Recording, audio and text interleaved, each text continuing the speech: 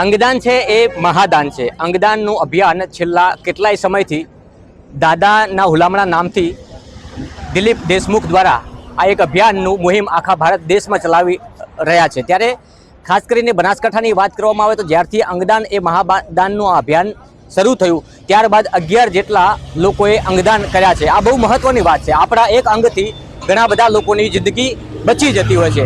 એના વિષય ઉપર આજે જ્યારે આ ભાદરવી પૂનમનો મહામેળો યોજાઈ રહ્યો છે ત્યારે ઠેર ઠેર આવા કેટલાય કેમ્પો યોજાતા હોય છે। ત્યારે આજે અહીંયા ભાદરવી પૂનમના મહામેળાનું કેમ્પનું આયોજન થઈ રહ્યું છે।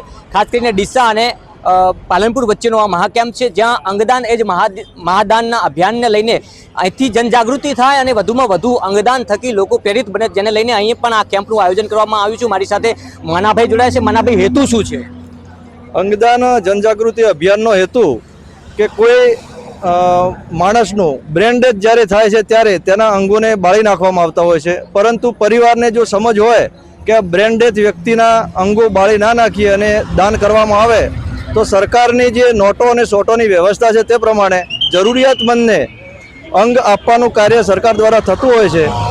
જે અભિયાન થકી જાગૃતતા આવે અને બ્રેન ડેથના અંગોનું વધુમાં વધુ દાન થાય અને લોકોની જિંદગી બચાવી શકાય તે માટે છેલ્લા 4 વર્ષથી માનનીય દિલીપભાઈ દેશમુખ દાદાના માર્ગદર્શન દ્વારા એક મોટો અભિયાન ચલાવ્યું છે, જેના કારણે બનાસકાંઠા જિલ્લામાં પણ 11 લોકોના અંગદાન થયા છે અને એ 11 લોકો દ્વારા 35 જિંદગી બચાવી શકાય છે। તો આ અભિયાનનો ઘેર ઘેર સુધી જન સુધી માહિતી થાય એના માટે અંબિકા યુવક મંડળ કોટ દ્વારા આ સતત બીજા વર્ષે કેમ્પમાં અંગદાન જનજાગૃતિ સ્ટોલ રાખવામાં આવ્યો છે અને લોકોને માહિતગાર કરવા માટે બધા મિત્રો બધું સર્કલ મળીને આપણા બધાના પ્રયાસથી લોકો સુધી માહિતી જાય તે હેતુ છે।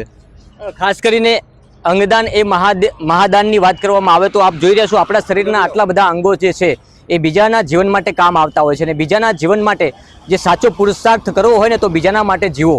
આ જિંદગી છે, બીજાના માટે, બીજાની તકલીફો દૂર કરવા માટે જીવો, બીજાની જિંદગી એને સફળતા મળે એના માટે જીવો, બીજાની પ્રેરણાથી આપણું જીવન પણ ધન્ય બની જતું હોય છે। ત્યારે આ પગપાળા આવતા યાત્રીઓ માટે જ્યારે આ મહાકેમ્પ યોજાયો છે એ મહાકેમ્પની અંદર આ એક સુંદર મેસેજ સમગ્ર ગુજરાતમાં અહીંથી જાય કે આને જનજાગૃતિ આવે, જેને લઈને આ મહાદાન કેમ્પનું આયોજન કરાયું છે।